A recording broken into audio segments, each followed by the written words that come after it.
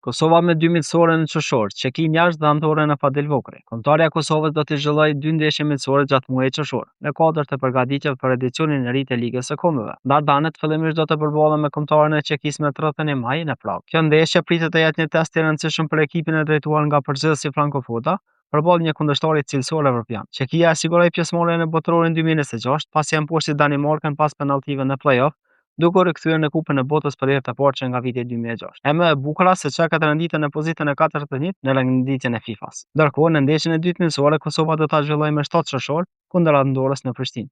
Për Dardanët, të dy kundërshtarët janë të njohur pasi jemi përballur me ta në të kaluarën, me Çekin deri më tash 2 herë, dhe atë në kuadër të kualifikimeve për Evropianin 2020. Në ndeshjen e parë me 7 shtator 2019, kishim fituar në Fadel Vokri me rezultat 2-1. Derisa në ndeshjen e kthimit pashtu presuam humbje me të njëjtën rezultat. Edhe me Andorrën, Dardanët janë ballaforcuar 2 herë në kuadër të kualifikimeve për Euro 2024.